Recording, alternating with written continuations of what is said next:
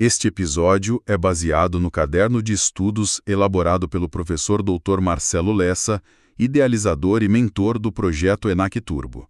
E logo na sequência, a gente anuncia o foco da análise profunda de hoje, que é o Caderno 2, cujo tema é o Marco Regulatório das OSCs, o MROSC, e Segurança Jurídica. A nossa grande missão com esse mergulho hoje é construir uma verdadeira armadura jurídica para quem acompanha esse assunto. Exato. E eu diria que é uma armadura muito necessária, né? Porque existe aquele pavor que muitos gestores do terceiro setor têm na hora de assinar um documento. Aquele medo de, cometer um erro administrativo por pura falta de informação e acabar respondendo com o próprio CPF. Nossa, sim, o risco de ter os bens bloqueados na justiça é o que mais afasta a gente boa da gestão pública e social. E é exatamente esse medo que a gente quer desmontar agora. E desmontar com base técnica, que é o que realmente traz segurança para quem atua na área. Como o professor Lessa sempre destaca nas aulas dele, a Lei número 13.019 de 2014, o famoso MROSC, ela não veio ao mundo jurídico para ser uma ferramenta de punição. Pois é, existe muito esse estigma, né? De que a lei quer pegar o gestor na curva. Totalmente. Mas, na verdade, ela foi desenhada para proteger as instituições sérias. Quando o profissional entende a regra do jogo, a lei deixa de ser uma ameaça e passa a ser um manual de voo da organização. O manual de voo, gostei disso. E para quem acompanha as nossas análises, a dinâmica hoje vai ser de muita troca. A gente vai fazer uma dobradinha, esmiuçando os conceitos e mapeando onde estão as armadilhas reais. Armadilhas tanto no dia a dia das instituições quanto nas provas de concursos de alto nível, com certeza. Sim, já que bancas como a FGV adoram testar justamente os limites dessa lei. Mas, para entender a solução, a gente precisa olhar bem rápido para o problema. Como que era o cenário antes de 2014? O que exatamente um MROSC veio consertar? Ele vem encerrar a chamada Era dos Convênios para as entidades privadas. E esse é o ponto de partida fundamental da nossa conversa. Até 2014, o Brasil tratava as organizações da sociedade civil, as famosas OSCs, com a mesma régua jurídica que aplicava a uma prefeitura. O que, convenhamos, era um caos, né? Um caos absoluto. Na prática, o governo repassava o dinheiro via convênio e exigia que a ONG, que é uma entidade privada, seguisse toda a rigidez da lei de licitações para comprar um simples pacote de papel sulfite. Ou para contratar um oficineiro para um projeto de bairro. Ou seja, engessava completamente quem estava lá na ponta, tentando resolver um problema social rápido. A burocracia era tão incompatível com a realidade privada que as instituições ficavam paralisadas ou, pior ainda, cometiam erros técnicos bizarros tentando fazer a coisa andar.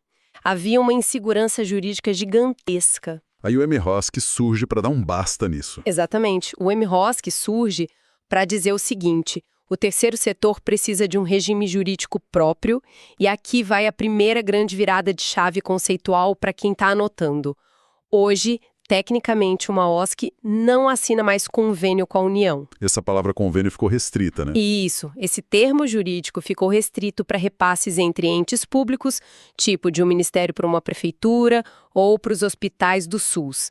A OSC agora assina o que a gente chama de parcerias voluntárias. Sistema Transferigov, a legislação criou 3 instrumentos definitivos. É aqui que as bancas examinadoras fazem a festa para confundir quem está desatento. Ah, adoram. É o prato cheio da FGV. Então vamos destrinchar isso para ninguém cair em pegadinha. O primeiro é o termo de fomento e o segundo é o termo de colaboração. Ambos envolvem dinheiro público indo para a conta da organização. Mas a linha que separa os dois é a origem da ideia, certo? Precisamente.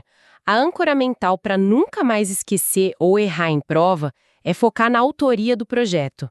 No termo de fomento, a ideia nasceu na própria organização da sociedade civil. A OSC teve a iniciativa. Isso. A instituição vive a realidade da comunidade, desenha um projeto inovador, por exemplo, um programa de robótica com sucata para jovens em vulnerabilidade, e apresenta isso para o governo.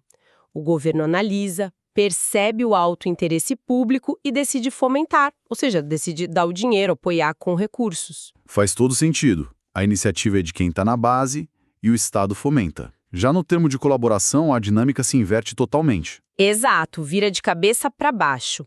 A política pública, as diretrizes, o formato daquele projeto, tudo isso é pensado dentro do gabinete do governo. O Estado tem a ideia. Sim. O Ministério, por exemplo, lança um Plano Nacional de Abrigamento para Idosos. A ideia é do Estado, mas o Estado sabe que não tem braço para executar isso em todas as cidades. Então, ele lança um edital chamando as OSCs para colaborarem na execução daquela política pública específica. E é exatamente aí que mora a pegadinha clássica da FGV.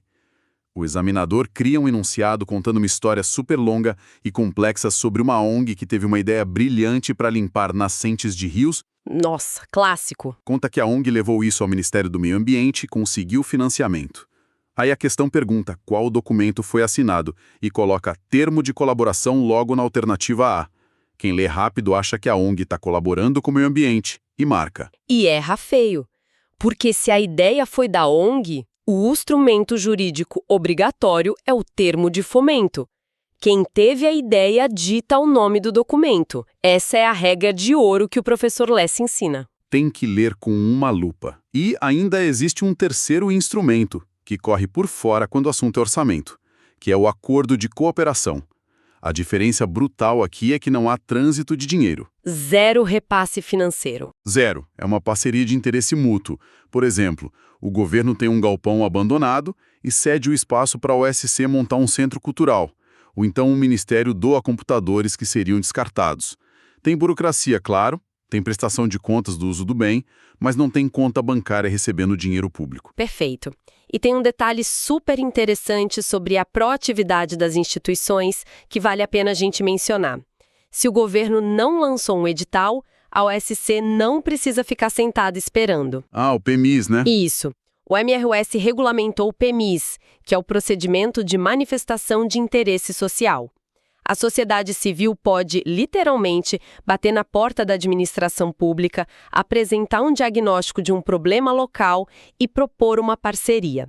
E aí o governo pode concordar e abrir um edital baseado nessa provocação. Isso muda o patamar da relação governo e terceiro setor.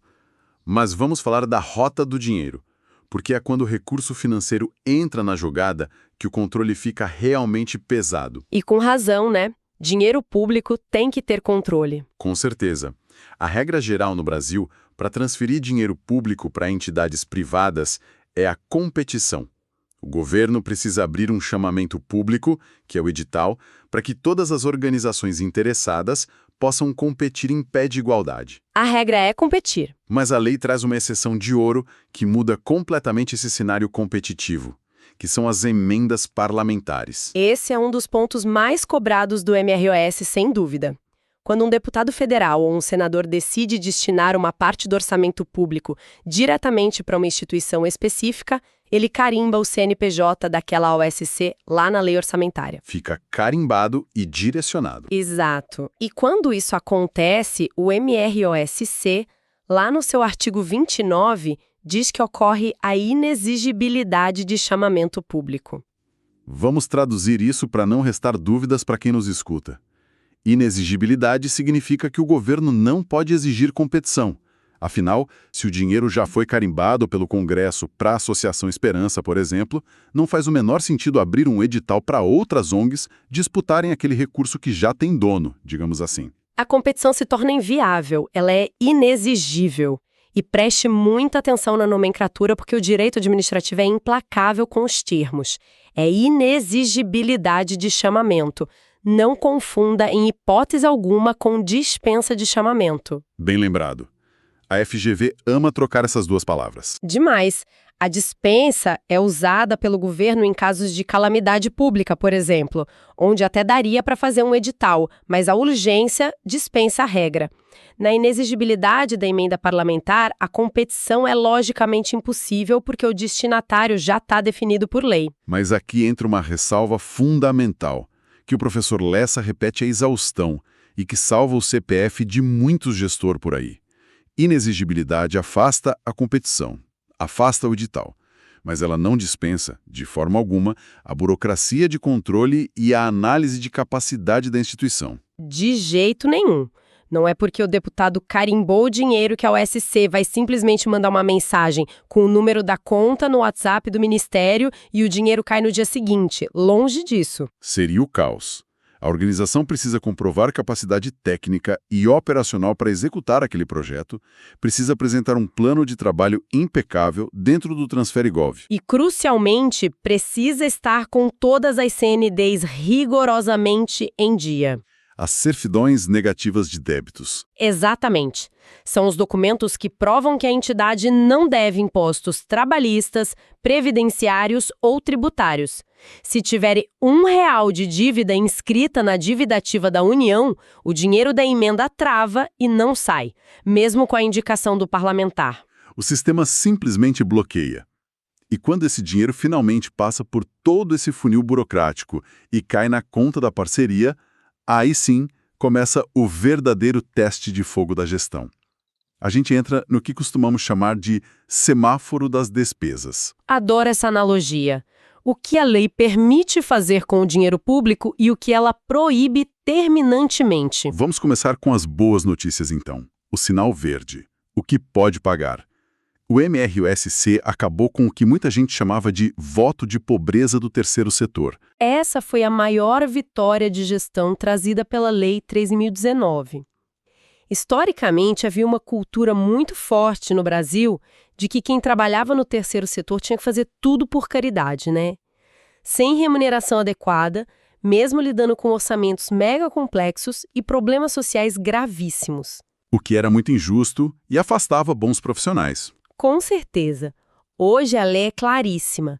É permitido usar o recurso da parceria para pagar a remuneração da equipe do projeto e inclusive dos próprios dirigentes da instituição, desde que eles atuem efetivamente na execução daquele plano de trabalho. É a profissionalização do setor sendo reconhecida em lei.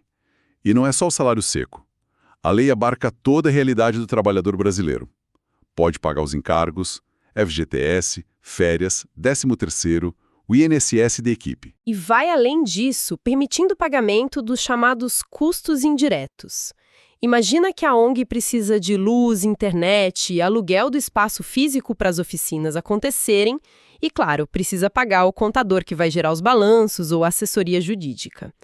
Tudo isso é despesa legítima agora. Mas existe uma regra vital para esse sinal verde funcionar sem gerar problemas com os órgãos de controle, que é a proporcionalidade e a transparência nominal. O que isso significa na prática? Significa que tudo tem que fazer sentido matemático e estar muito bem planejado.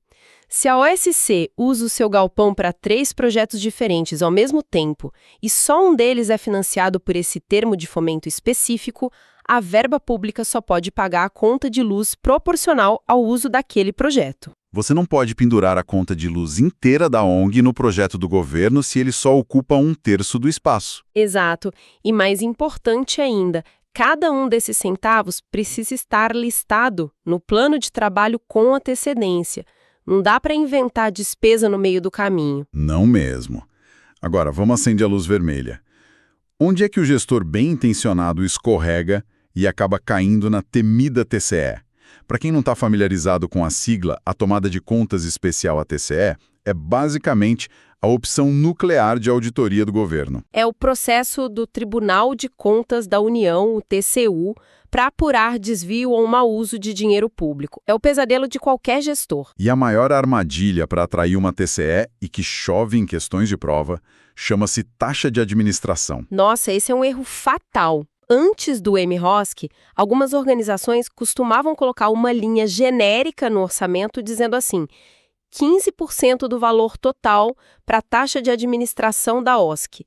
O TCU via isso como um verdadeiro cheque em branco. Onde esses 15% estão sendo gastos? Ninguém sabia. Exato. A lei atual aboliu completamente qualquer cobrança de taxa genérica, percentual de administração ou taxa de gerência. Cobrar isso hoje gera glosa imediata. Para quem está ouvindo visualizar isso bem, é como dar dinheiro para um adolescente sair no fim de semana. Se você dá R$ 100 como taxa de administração do fim de semana, você não sabe para onde foi o dinheiro. Ótimo exemplo. O governo agora exige os recibos. Ele não quer saber de taxa. Ele quer saber se os R$ 100 foram para a pizza, para o cinema ou para o transporte daquele adolescente. Tem que dar um nome aos bois lá na planilha do projeto. Exatamente isso. Outro sinal vermelho absoluto e que gera muita dor de cabeça envolve as multas e juros. Suponha que por uma falha interna da organização, o contador esqueceu de pagar a guia do INSS da equipe do projeto na data certa. O boleto vence e gera multa e juros de atraso. A instituição pode usar o saldo que está lá na conta da parceria para pagar esse boleto com os juros?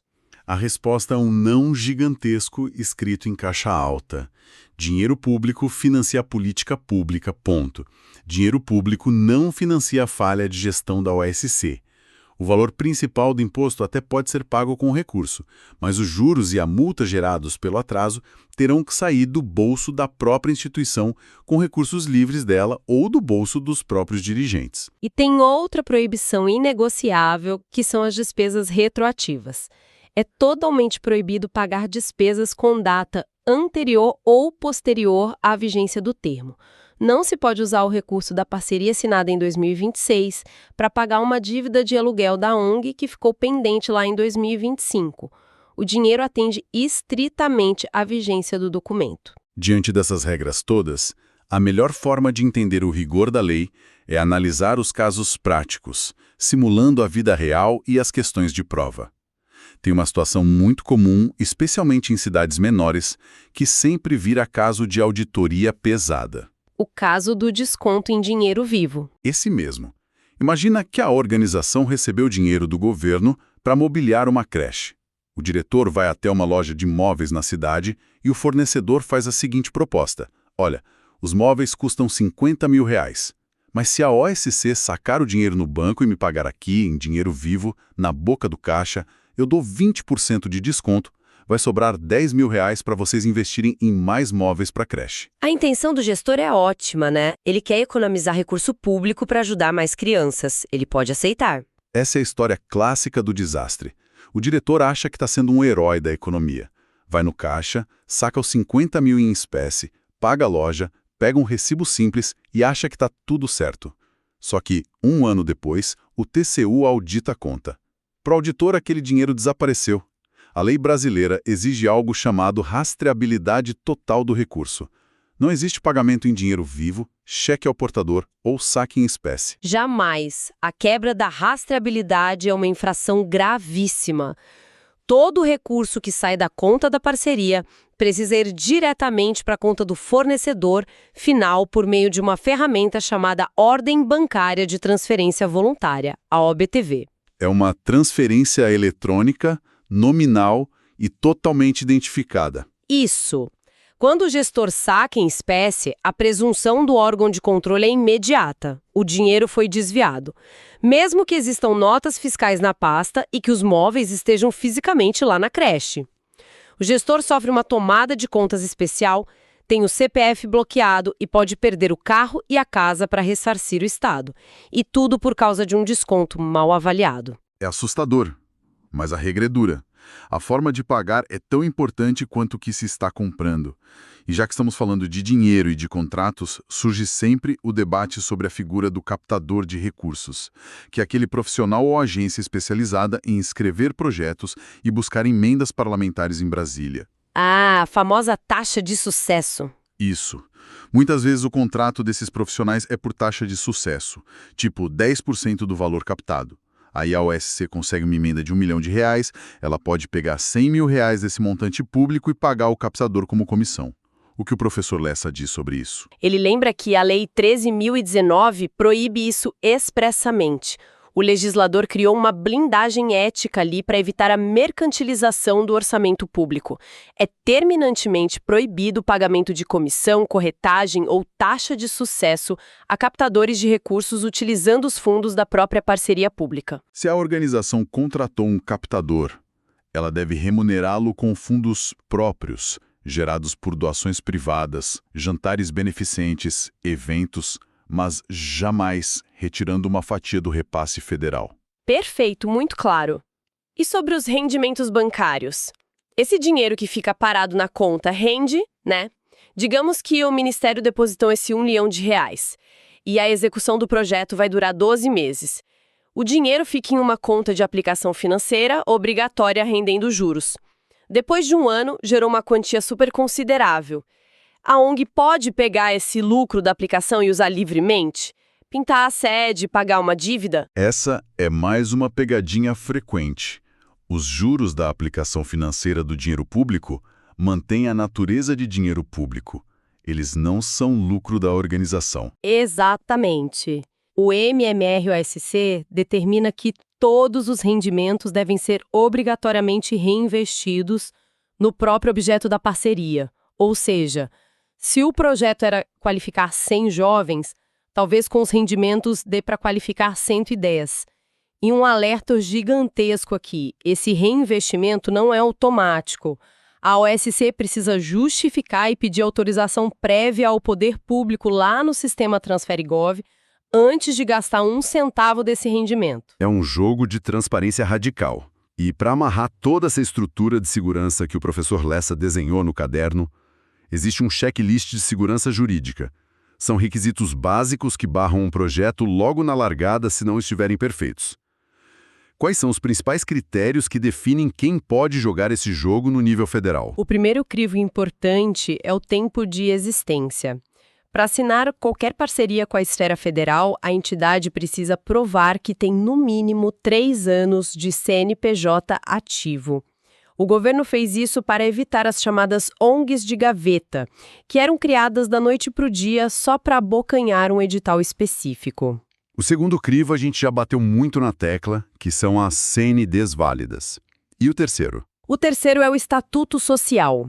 O estatuto da instituição precisa ter regras claras de compliance e, obrigatoriamente, precisa ter uma cláusula de dissolução, determinando que, se a OSC fechar as portas amanhã, todo o patrimônio acumulado não será dividido entre os fundadores, mas sim transferido integralmente para outra OSC com fins semelhantes. Faz todo sentido. Patrimônio social não vira patrimônio particular.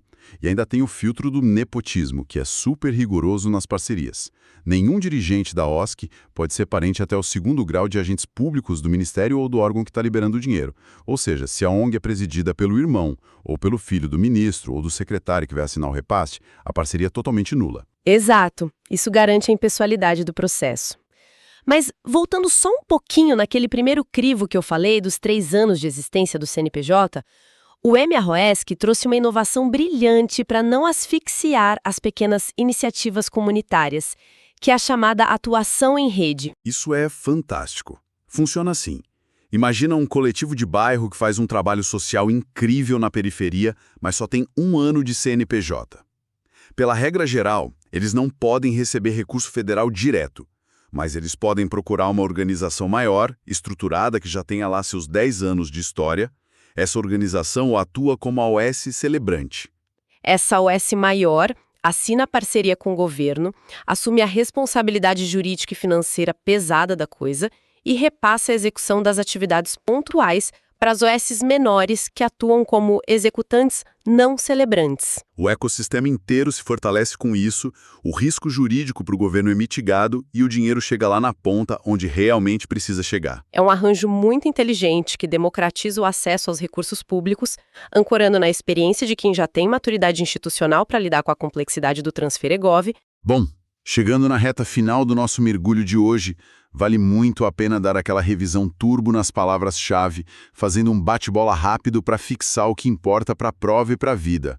A gente começa lembrando da aposentadoria dos antigos convênios para as OSs, que abriu espaço para nosso primeiro grande conceito, o termo de fomento, que é quando a ideia é da sociedade. E o termo de colaboração, quando a ideia é do governo. Passando também pelo acordo de cooperação, que é quando não tem trânsito de dinheiro.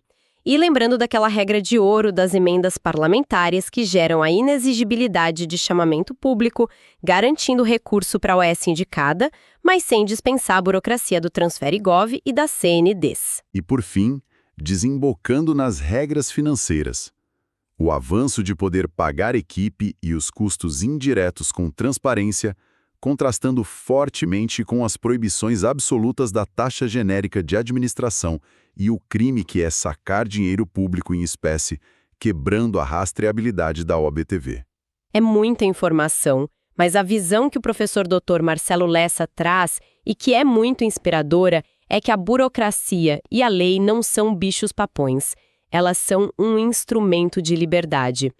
Quando a lei é compreendida, ela deixa de ser obstáculo e se torna uma base sólida. Eu concordo em gênero, número e grau.